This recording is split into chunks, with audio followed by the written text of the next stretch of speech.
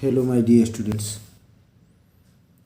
This is A.K. Kushwaha, and you are watching my YouTube channel English Language and Literature with A.K. Kushwaha. Welcome in this session of English teaching. अंग्रेजी शिक्षण के इस सत्र में हम लोग it's so happened का एक महत्वपूर्ण चैप्टर जलेबियाँ, इसके सेकंड पार्ट के क्वेश्चन आंसर को पढ़ने जा रहे हैं। अगर आपने इसकी समरी नहीं देखा है या फर्स्ट पार्ट के क्वेश्चन आंसर नहीं नोट किए हैं तो डिस्क्रिप्शन बॉक्स में लिंक पड़ी है, जाकर समरी सुन लें। फर्स्ट पार्ट का क्वेश्चन आंसर नोट कर लें और ये सेकंड पार्ट का क्वेश्चन आंसर एक बार सुनने के बाद इसको नोट कर लें, आपके एग्ज़ाम के लिए बहुत महत्वपूर्ण है। आइए देखिए जलेबीज का एक क्वेश्चन आंसर सेकंड पार्ट का। फर्स्ट क्वेश्चन है, why didn't he eat all the jalebis he had bought. तो जितनी जलेबी उसने खरीदा था उसने सब की सब जलेबियों को क्यों नहीं खाया। Answer, he had bought jalebis for 1 रुपी। उसने 1 रुपए की जलेबी खरीदा था और उस ज़माने में ढेर सारी जलेबी मिलती थी। But he could not eat all, लेकिन वह सब की सब नहीं खा पाया। Because jalebis were enough quantity, क्योंकि जलेबियों की मात्रा बहुत अधिक थी, बहुत ज़्यादा मात्रा में जलेबी थी। सेकेंड क्वेश्चन है, what did he do with the remaining jalebis. तो पूरा नहीं खा पाया तो कुछ बच गई, रिमेनिंग मीन्स बचना। तो जो बची हुई जलेबी थी उसको उसने क्या किया। Answer, the remaining jalebis he distributed among the boys who came there at the shop. बची हुई जलेबी को उसने बच्चों के बीच में बांट दिया। एमंग मीन्स बीच में, डिस्ट्रीब्यूटेड मीन्स बांट दिया। द बॉयज उन लड़कों के बीच, who came there at the shop जो वहाँ दुकान पर आए, उन सब लड़कों को बांट दिया। थर्ड क्वेश्चन है, the fear was killing me. भय मुझे मार रहा था। What was the fear. Statement है, the fear was killing me. भय मुझे मार रहा था अर्थात भयभीत कर रहा था। व्हाट वॉज द फियर, किस बात का भय था, भय क्या था। Answer, he had eaten so much jalebis.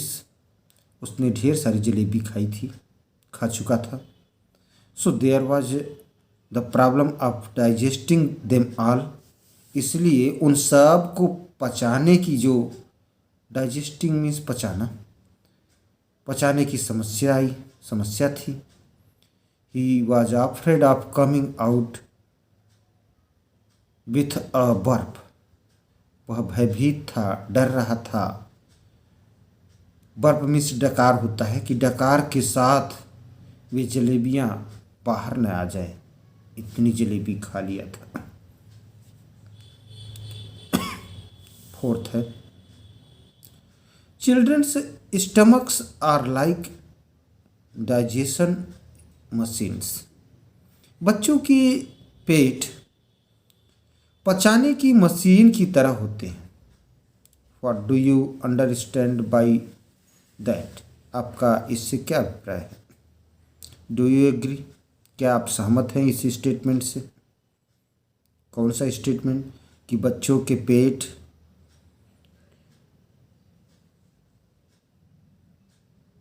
Digestion machine की तरह होते हैं।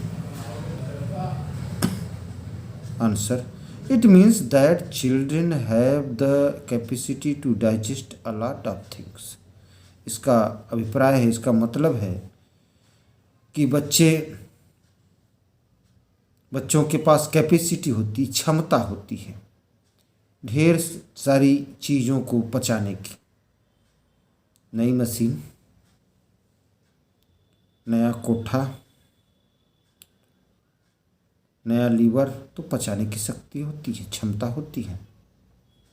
Yes I agree with the statement, हाँ इस कथन से मैं सहमत हूँ। जैसे जैसे उम्र बढ़ती है ये डाइजेस्टिव सिस्टम थोड़ा वीक हो जाता है, कमज़ोर हो जाता है, तो पाचन क्रिया में थोड़ी समस्या आती है। फिफ्थ क्वेश्चन है, how did he plan to pay the fees the next day. अगले दिन उसने फीस को जमा करने की कैसे योजना बनाई। Answer, the next day he plan to pay the fees from his monthly scholarship. अगले दिन उसने मंथली स्कॉलरशिप जो मासिक छात्रवृत्ति आती थी उससे फीस जमा करने की योजना बनाई। आज के सेशन का लास्ट क्वेश्चन है, when it is time to pay the fees what does he do. जब फीस भरने की, फीस जमा करने का समय आया तो वह क्या करता है। How is he disobeying the elders by doing so. ऐसा करके वह बड़ों के आदेश का पालन नहीं करता है, आदेश का उल्लंघन करता है, कैसे। Answer, when the time comes near to pay the fees. जब फीस जमा करने की, फीस भरने की का समय आता है, पास आता है, करीब आता है, तो he tucked the bag, tucked means दबाया, अंडर हिज आर्म, अपने बाहों के नीचे बैग को दबाया, and slipped out of the school, और स्कूल से बाहर निकल लिया, खिसक लिया। स्लिप्ड मीन्स खिसक गया। ही डिसओबेड हिज एल्डर्स, वह अपने बड़ों के आज्ञा का उल्लंघन किया।